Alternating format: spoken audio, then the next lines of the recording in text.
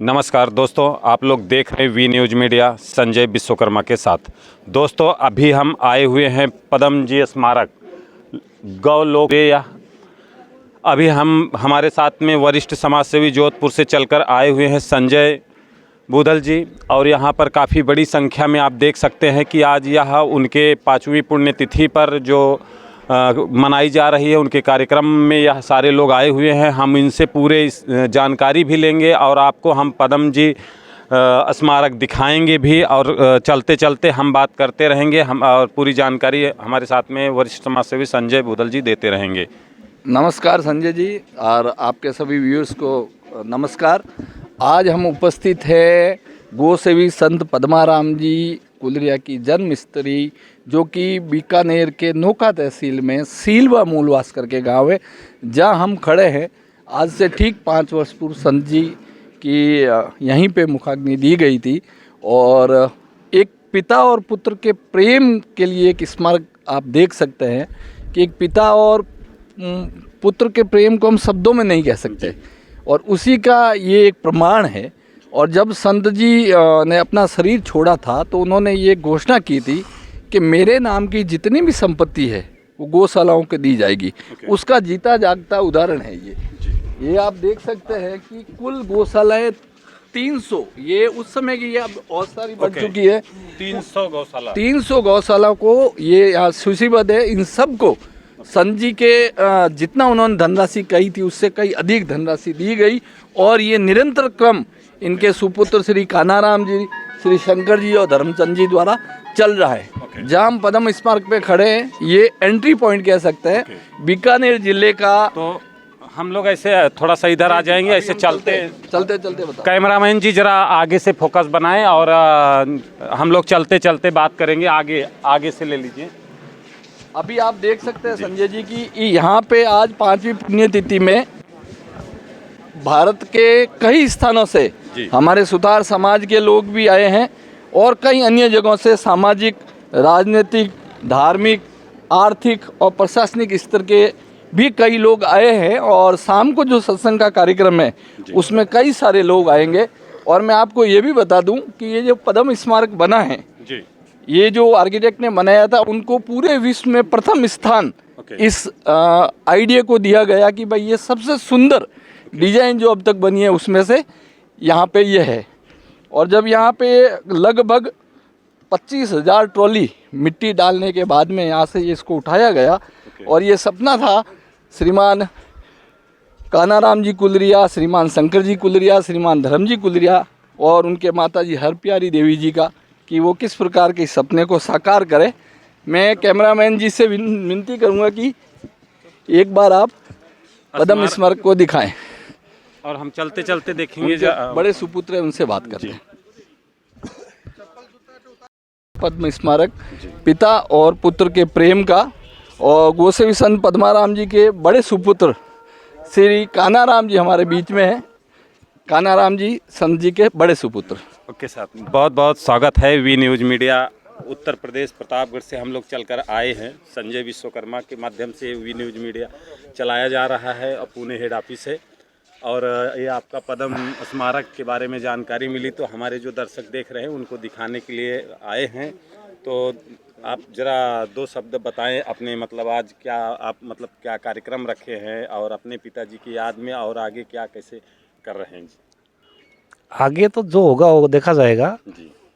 आज पिताजी की 5वीं पुण्यतिथि है, और हम चाहें कि लोग आएँ, और शाम को सत्संग का प्रोग्राम है, बस यही होता है। और कुछ गायों को कुछ अनुदान देना है, वो भी करेंगे। और बाकी आपको संजय जी बता देंगे।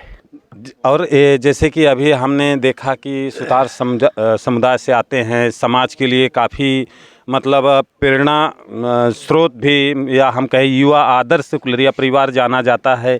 उसके लिए मतलब आप अपने समुदाय के लिए क्या सोच रहे हैं आगे चल के, राजनीतिक सामाजिक रूप से? है राजनीतिक और सामाजिक रूप से, इसके लिए हम पूछ रहे थे आपसे। नहीं, हमारा समाज पिछड़ा हुआ नहीं है। हाँ, ये ज़रूर है कि हमारा समाज सेवा देता है, सेवा लेता नहीं है। जब लेना सीख जाएगा तो जो समस्या है वो भी हल हो जाएगी। ओके, बहुत बहुत धन्यवाद सर।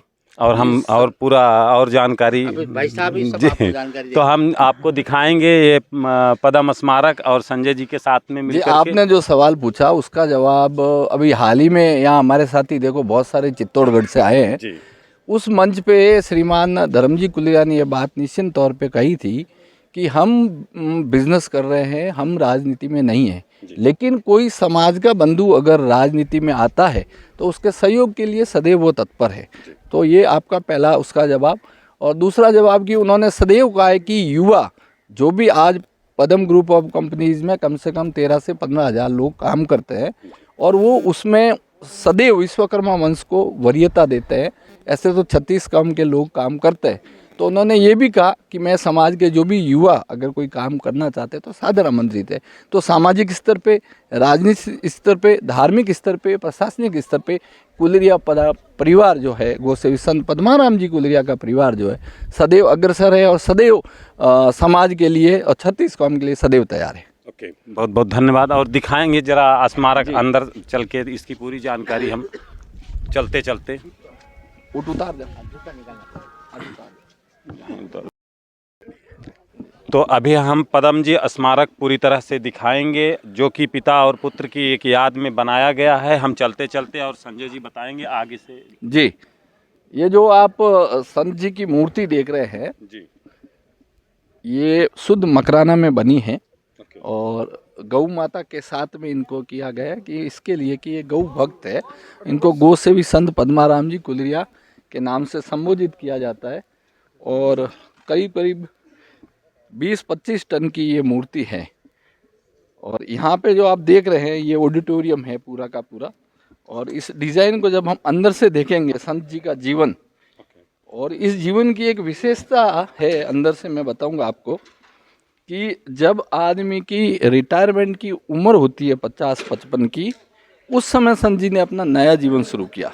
एक बार जरा यह तस्वीर आप दिखाएं जो कि ये संत जी की प्रतिमूर्ति है और गौ सेवा के लिए जाने माने जाते थे। तो गौ सेवा का चित्रण के साथ में गौ सेवी संत पद्माराम जी सदैव ये इसी वेशभूषा में रहते थे, पीले कलर की पगड़ी, धोती, और इनको संत की उपाधि भारत के नामी गिरामी जितने संत समुदाय हैं सनातन धर्म के, उन्होंने शॉल उड़ाकर संत की उपाधि दी लगभग 2018 में। तब से इनको संत जी के नाम से जाना जाता है। इधर से लेंगे और ऐसे हम आप सामने और चलते रहेंगे ऐसे बात करते हुए। जी, अभी हम यहाँ से जो आप देखेंगे ये म्यूजियम एंट्री है, ओके, संग्रहालय प्रवेश द्वार। यहाँ संत जी की जीवनचर्या मतलब बचपन से लगा के उन्होंने जब शरीर छोड़ा तब तक की सारी अंदर है, मैं आपको बताता हूँ। आगे लो जी। हाँ, तो हम चलते चलते अभी संग्रहालय प्रवेश द्वार से हम लोग देखेंगे और पूरी जो जानकारी है देते रहेंगे कंटिन्यू। संत जी का जीवन जो है ना बहुत सरल था और एक बीकानेर जिले का छोटा सा गांव जहाँ से उन्होंने विषम परिस्थितियों में, ये सबसे पहले देखेंगे संत जी का जीवन। ये बाल व्यवस्था का 1940, 51, 61, 71, 81, 91, 2001, 2011 और 2021 ये इनका जीवन है। और इन्होंने लगभग 55 साल से जो कार्य किया था उसके बारे में बताता हूँ। ये संत जी की निजी जो चीज़ें हैं जो वो यूज करते थे, ये जो पर्स है पैसे रखने की, ये डायरी, मोबाइल, उनकी पेन, चम्मच, उनका चश्मा, उनको जो भी दैनिक जीवन में जो यूज करते थे वो सारी चीज़ें उन्होंने रखी। और अभी जो सर्दी का समय, उस समय हमेशा ये पहन के रखते थे।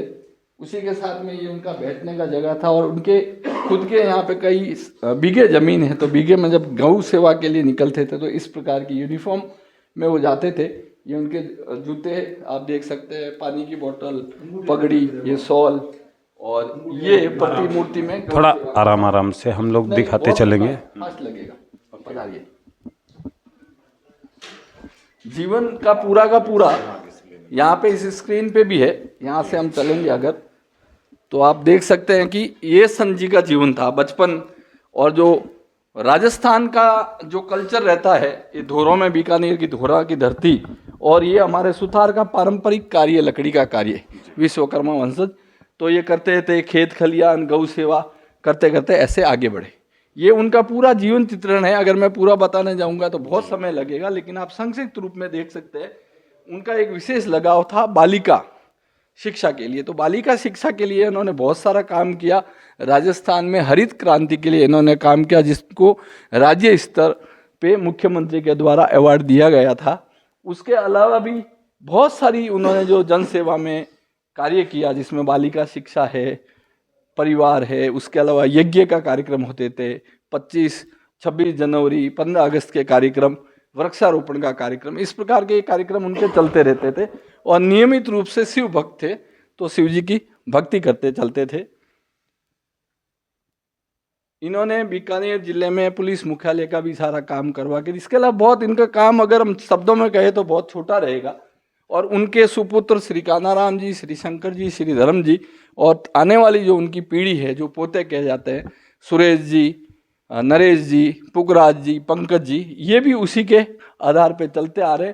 इसी के साथ साथ में इनको जब ये राजस्थान मुख्यमंत्री की तरफ से भी अवार्ड दिया गया और कई हस्तियों के साथ में इनका आना जाना लगा रहता था। ये सारी उनकी जीवनी है। वृक्षारोपण के लिए उन्होंने हरित राजस्थान के लिए 1 लाख पौधे इन्होंने पूरे राजस्थान में लगाए, और पूरे राजस्थान के जिलों में इनकी गाड़ियाँ घूम घूम के पौधे का इनका विशेष था। उसी प्रकार से अगर संत महात्माओं के साथ देखें तो भी इनका, और भव्य कथा के रूप में 2018 में यहाँ एक राम कथा भव्य हुई थी। और ये आप देख सकते हैं, कहते हैं कि आदमी को अपने जमीन से जुड़ा हुआ रहना चाहिए। ये संत जी जो विश्वकर्मा वंश सुथार जो काम करते हैं, कुल्हाड़ी है, रंदा है, हथौड़ी है, वो सारा ये काम अपने हाथ से करते थे। और यहाँ पे इनको चित्रण किया गया है। ये सारे के सारे काम हैं उनके परिवार के साथ में। यहाँ धार्मिक यात्राएं करना, ये सारी की सारी यहाँ पे है। और ये वो अंतिम दौर का समय है जब संत जी अचानक बीमार हुए थे और इन्होंने शरीर छोड़ा था, गोलोक वासी हुए थे। और इन्होंने ये घोषणा की थी कि मेरी जितनी भी संपत्ति है वो सारी गौ सेवा में दान दे दी जाए। और इनके यशस्वी सुपुत्रों ने वही किया। इनकी जितनी भी संपत्ति, मैं तो ये कहूँगा उससे अधिक जो संपत्ति थी, वो भी गौ सेवा में दान की, और आज भी निरंतर जारी है। मैं आपको ये भी बता दूं कि राजस्थान में और विशेष करके हमारे सुतार समाज का ये पहला सर्टिफिकेट आप देख सकते हैं, वर्ल्ड बुक और Guinness book of world record. यहाँ पास में शक्तिपीठ करणी माता का मंदिर है, जो सावन भादो करके 2 कड़ाव है। वहाँ पे 21,000 किलो की लापसी इन्होंने बनाई थी, 21,000 किलो की बादाम का हलवा, जिनका अगर हम तुलनात्मक दृष्टि से देखें तो उनका मतलब हजारों किलो के रूप में वहाँ पे आया था, और मैं साक्षी भी था। तो वर्ल्ड बुक का रिकॉर्ड और Guinness book of world record में ये नाम दर्ज है इनके परिवार का, जिनके सर्टिफिकेट आप देख सकते हैं। और भारत के विभिन्न संस्थाओं से इन्हें ये अवार्ड मिले हैं। गौ प्रेमी, गौ माता के साथ आप इनकी मुस्कुराती हुई तस्वीर देख सकते हैं। हमेशा सदैव गौ सेवा में अग्रणी रहते थे। इसी प्रकार से अगर हम चलते जाएंगे इनके जीवन की कड़ी में, तो भारत के जो विभिन्न राजनेता हैं उनसे मिलना करना, उनके साथ उनके फोटो वगैरह आप उनके सारे देख सकते हैं। शुभकामनाएं थी। और इसी के साथ में यहाँ आप देखने जाएंगे इनके परिवार को, तो श्रीमान शंकर जी कुलरिया के सुपुत्र है, सबके लाडले पंकज जी, इनकी दुलार करते हुए कोकिलाबेन हॉस्पिटल का दृश्य है। और ये भी कोकिलाबेन धर्म जी के जो सुपुत्र है श्री अपने पुगराज जी, उनके साथ में, और पिताजी के साथ में तीनों सुपुत्र। आप ये सारी मतलब एक जीवन का जो पहलू होता है वो आप देख सकते हैं। इसी प्रकार से और भी बहुत सारे इन्होंने जो कार्य किए हैं, ये चित्र तो बहुत कम है। और इनके साथ में सदैव इनके धर्मपत्नी हर प्यारी देवी जी सदैव इनके साथ में रहते थे, और आज ये कार्य इनको आगे बढ़ाने के लिए कर रहे हैं। आप देख सकते हैं कि विभिन्न जगहों पे जिस प्रकार से भी इन्हें मौका मिला सदैव करते थे। जमीन से जुड़े हुए जो शख्स थे वो कहते थे। ये एक तस्वीर आपको ये दर्शाती है कि सुबह में इन्होंने कहा कि मुझे गंगा जी जाना है, और ठीक दोपहर में उन्होंने हेलीकॉप्टर करके इनके सुपुत्रों ने 4 घंटे में वहाँ पे गंगा जी के जाके दर्शन किए। तो ये पिता और पुत्र का जो प्रेम है कि किस प्रकार से आज एक पुत्र जो होता है पिता की आज्ञा का पालन करता है, और हाथ के हाथ उन्होंने 4 घंटों में हेलीकॉप्टर करके उनको दर्शन करवाए थे। ये उस समय की तस्वीर है। और एक विशेष बात इन चित्रों के माध्यम से इस चीज़ की मैं बताना चाहूँगा कि ये आज भी इनके घर पे धूना, जो कि कह सकते हैं कि अग्नि जो होती है हमेशा प्रज्वलित रहती है, अखंड अग्नि, ये धूना उनके आज भी जागृत है, आप देख सकते हैं। और इस प्रकार से खेत जो है वो खेती के समय में अपना समय देते थे। मतलब एक किसान भी रहे और सुथार कार्य करने वाले भी रहे और व्यवसायिक रूप में भी रहे और हवाई जहाज हेलीकॉप्टर में भी रहे, कि साधारण से किस प्रकार से मनुष्य आगे बढ़ सकता है। इसी प्रकार से सारी तस्वीरें आप देख सकते हैं इनके परिवार की, कई जनों के साथ में, ये उनका पूरा परिवार है, आप देख सकते हैं, पूरा परिवार देख सकते हैं। और ऊपर का जो चित्र देख रहे हैं, अखंड भारत गौरक्षा अभियान जो हमने शुरू किया था 2012 में, और उस समय का ये चित्र है। और एक यज्ञ हुआ था, भव्य यज्ञ हुआ था, उस समय का चित्र है। उसके अलावा इनका कॉरपोरेट ऑफिस जो ये पदम करके मुंबई में है, वहाँ की तस्वीर है। और आगे देखते जाएंगे और तो ये सारी की सारी भागवत कथाएं, राम कथाएं, 2018 की भव्य कथाएं, जिसमें मुझे याद है संजय जी, मैं आपको बताना चाहता हूँ कि इस कथा में नित्य 35 से 60 हज़ार लोग आते थे। और जब कथा का विराम था तो 77,000 आदमियों की हमने प्लेट यहाँ पे